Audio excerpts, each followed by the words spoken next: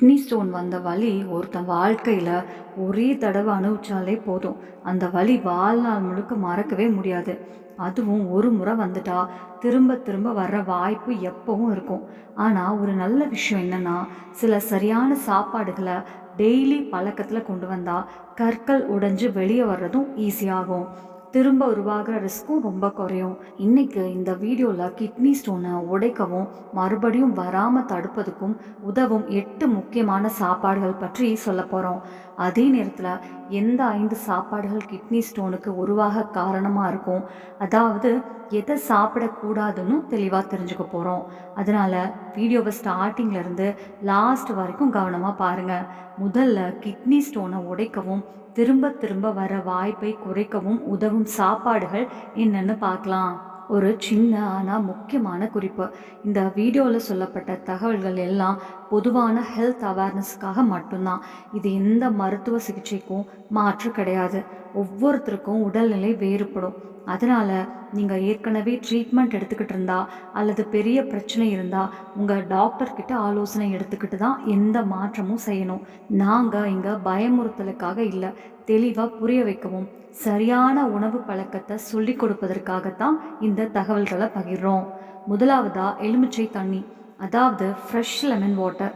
எலுமிச்சையில் citrate அப்படின்னு ஒரு natural compound இருக்குது. இது கால்சியம் கூட சேர்ந்து கற்கள் உருவாகாமல் தடுக்கும். ஏற்கனவே கல் இருந்தாலும் அது பெருசாக வளராமல் தடுக்குது. உண்மையாக சொல்லணுன்னா எலுமிச்சையில் இருக்கிற சிட்ரேட் அதிகமாக கிட்னியில் காணப்படுற கால்சியம் ஸ்டோனை சின்ன சின்ன துண்டுகளாக உடைச்சு யூரின் வழியாக வெளியே அனுப்ப உதவுது. தினமும் காலை காலியான வயிற்றில் ஒரு கிளாஸ் சுடு தண்ணியில் அரை எலுமிச்சை பிழிஞ்சு குடிங்க. வேணும்னா இதை ஒரு நாளைக்கு 2 அல்லது 3 தடவையும் குடிக்கலாம். ஆனால் முக்கியமாக சர்க்கரை போடவே கூடாது. லேசாக கருப்புப்பு அல்லது செந்தா உப்பு போடலாமே தவிர சர்க்கரை போட்டால் எந்த பயனும் கிடையாது. அடுத்தது துளசி ஜூஸ். ஆயுர்வேதத்தில் துளசியை மூத்திரம் வர வைக்கிற மருந்து மாதிரி பார்க்குறாங்க. துளசியில் அசிடிக் ஆசிட் இருக்குது. இது யூரிக் ஆசிட், கால்சியம் ஆக்சலேட் மாதிரி கல் உருவாக்குற மினரல்ஸை உடைக்க உதவுது. ஃப்ரெஷ் துளசி இலைகளை எடுத்து நசுக்கி ஒரு கிளாஸ் தண்ணியில் போட்டு லோ ஃப்ளேமில் கொஞ்சம் நேரம் கொதிக்க வச்சு வடித்து டீ மாதிரி குடிக்கலாம். இதை தொடர்ந்து 16 நாள் குடிச்சிட்டு ஒரு வாரம் பிரேக் கொடுத்து மறுபடியும் தொடங்கலாம். கிட்னி ஸ்டோன் பிரச்சனைக்கு பெருசாக ஹெல்ப் ஆகும். மூன்றாவது மாதுளை ஜூஸ். மாதுளை கிட்னிக்கு ரொம்ப நல்லது. இதில் potassium, vitamin C, strong anti oxidants எல்லாம் இருக்குது. இது கிட்னியோட பில்டரிங் வேலை சரியாக நடக்க உதவுது.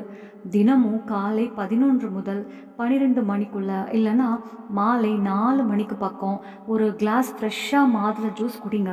சர்க்கரையும் உப்பும் எதுவுமே சேர்க்கக்கூடாது. பேக்கெட் ஜூஸ், அதாவது கடையில் கிடைக்கிற ரியல் மாதிரி ஜூஸ் எல்லாம் தவிர்க்கணும். அதில் சர்க்கரையும் ப்ரிசர்வேட்டிவ்ஸும் இருக்கும். அது கிட்னிக்கு நல்லதில்லை. நான்காவது தேங்காய் தண்ணி. இது ஒரு நேச்சுரல் எலக்ட்ரோலைட் ட்ரிங்க். இதில் சோடியம் கம்மி, பொட்டாசியம் அதிகம். உடம்பை நல்லா ஹைட்ரேட் வச்ச கால்சியம், யூரிக் ஆசிட் மாதிரி கல் உருவாக்குற விஷயங்களை யூரின் வழியாக வெளியே அனுப்ப உதவுது.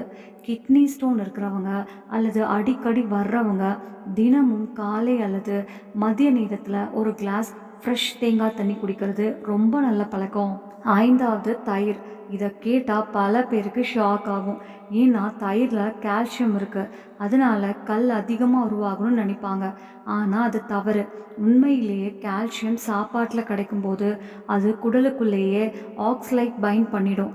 நீங்கள் கால்சியம் கம்மியாக எடுத்தால் ஆக்சலேட் உடம்புக்குள்ளே அதிகமாக அப்சர்வ் ஆகி கல்லாக மாறும். அதனால் தினமும் ஒரு கிண்ணம் பிளெயின் தயிர் லஞ்ச் கூடவோ பிரேக்ஃபாஸ்ட்லேயோ சேர்த்துக்கோங்க. ஃப்ளேவர்ட் தயிர், சர்க்கரை கலந்த தயிரெல்லாம் வேண்டாம். அடுத்தது ஜவ்வரிசி தண்ணி இல்லை, ஜவ்வு தண்ணி, அதாவது பார்லி வாட்டர். ஜவ்வு ஒரு நேச்சுரல் டயோரேட்டிக். இது கிட்னி பில்டர்ஸை ஆக்டிவாக வச்சு பிளேடரை க்ளீன் பண்ணி இன்ஃபெக்ஷன் ரிஸ்கையும் குறைக்கும். 2 ஸ்பூன் ஜவ்வை 1.5 முதல் 2 கிளாஸ் தண்ணியில் 15 நிமிஷம் கொதிக்க வச்சு வடித்து ஆற வச்சு தினமும் ஒரு தடவை குடிக்கலாம். இப்போது கல் சிக்கி இருந்தால் டெய்லியும் குடிக்கலாம். ப்ரிவென்ஷனுக்கான வாரத்துக்கு 2 அல்லது 3 தடவை போதும். 7வது வெள்ளரிக்காய். வெள்ளரிக்காயில் சுமார் 95% தண்ணி இருக்குது. அதோட பொட்டாசியம் கொஞ்சம் மெக்னீஷியம் கூட இருக்குது. இந்த காம்போ கிட்னிக்கு ரொம்ப நல்லது. யூரின் அவுட்புட்டை அதிகப்படுத்தி கற்களை ஃப்ளஷ் ஆக்கி வெளியே வர உதவுது. வெள்ளரிக்காய் யூரின் அவுட்புட்டை அதிகப்படுத்தும். அதனால் கிட்னிக்குள்ளே இருக்கிற கற்களை ஃப்ளஷ் ஆகி வெளியே வர உதவுது. லன்ச் அல்லது டின்னரில் ஒரு முழு வெள்ளரிக்காயை சாலட் மாதிரி சாப்பிட்லாம். இல்லைன்னா காலை 11 மணிக்கு பக்கம் ஒரு பெரிய பாத்திரம் நிறைய வெள்ளரிக்காய் சாலட் தனியாக சாப்பிட்டாலும் நல்ல பயன் கிடைக்கும். ஆனால் கவனிங்க, டேபிள் சால்ட்டு போடவே கூடாது. அதுக்கு பதிலாக லேசாக கருப்புப்பு மற்றும் எலுமிச்சை சாறு சேர்த்துக்கலாம். 8வது சாப்பாடு காலிஃப்ளவர். ஒரு லோ ஆக்சலேட் காய்கறி. ஆனால் இதில் high fibre, vitamin C, detoxifying compounds எல்லாம் இருக்குது. அதனால் வாரத்துக்கு 2 அல்லது 3 தடவை சப்ஜி, சூப்பு இல்லைன்னா ஸ்டிர் ஃப்ரைடு வெஜிடபிள்ஸ் மாதிரி சாப்பிட்லாம். நான் இப்போ வரைக்கும் சொன்ன எல்லா சாப்பாடுகளும் ஈஸியாக கிடைக்கிறது, ரொம்ப காஸ்ட்லியும் இல்லை. இதை ரெகுலர் ரொட்டீனில் சேர்த்துக்கிட்டா கிட்னி ஸ்டோன் வர்ற ரிஸ்க்கை ரொம்ப அளவுக்கு கண்ட்ரோல் பண்ண முடியும். அடுத்தது போகிறதுக்கு முன்னாடி இந்த மாதிரி ஹெல்த் தகவல் உங்களுக்கு பயன்படும் நினச்சா டெய்லி ஆன் சேனலை சப்ஸ்கிரைப் பண்ணிக்கலாம். நிறைய பேர் என்ன சொல்கிறாங்கன்னா, இழுக்காமல் நேராக ரெமெடி மட்டும் சொல்லுங்கன்னு. அது சரிதான். ஆனால் ரெமெடி மட்டும் சொன்னால் பல பேருக்கு ஏன், எப்படி, எதுக்கு அப்படின்னு புரியாமல் போயிடும். உங்கள் வாழ்க்கைக்காக, உங்கள் நல்லதுக்காக ஒரு 10 நிமிஷம் செலவிடுறது ஒன்றும் தப்பில்லை இல்லையா? அதனால் இங்கே நாம் விஷயத்தை இழுக்காமல் அதே நேரம் எல்லாருக்கும் தெளிவாக புரிகிற மாதிரி சிம்பிளாக தான் சொல்ல போகிறோம். இது யாருக்கும் கட்டாயம் கிடையாது. உங்களுக்கு இஷ்டம் இருந்தால் மட்டும் ட்ரை பண்ணலாம். சரி வாங்க, இப்போது நேராக ரெமெடிக்குள்ளே போகலாம். இது வரைக்கும் நல்ல சாப்பாடுகள் பற்றி பார்த்தோம். இப்போது கிட்னி ஸ்டோனை அதிகப்படுத்துகிற, அதாவது கண்டிப்பாக தவிர்க்க வேண்டிய 5 சாப்பாடுகள் என்னென்னு பார்க்கலாம். முதலாவது பாலக்கீரை.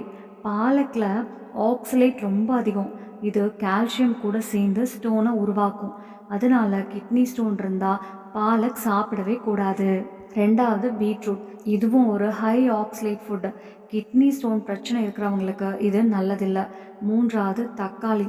குறிப்பாக தக்காளியோட விதைகளில் கால்சியம் ஆக்சலேட் அதிகமாக இருக்கும். அதனால் தக்காளியும் கிட்னி ஸ்டோன் பிரச்சனையை அதிகப்படுத்தலாம். அதனால் இதையும் தவிர்க்கணும். 4வது ஹை சோடியம் ஃபுட்ஸு. உப்புச்சத்து அதிகமாக இருந்தால் யூரினில் கால்சியம் அதிகமாக வெளியேறும். இதுவே திரும்ப ஸ்டோன் உருவாக காரணமாகும். அதனால் மிக்சர், சேவா, பூந்தி, கார சேவா, கார chips, packet snacks, chips, bakery items, ஊறுகாய், பப்படம் மாதிரி ஹை சால்ட்டு சாப்பாடுகளை தவிர்க்கணும். 5வது கோலா ட்ரிங்க்ஸு. கோக்கு, தம்ஸ்அப்பு, பெப்சி மாதிரி ட்ரிங்க்ஸில் பாஸ்போரிக் ஆசிட் இருக்குது. இது யூரினை ஆசிடிக்காக மாற்றும்.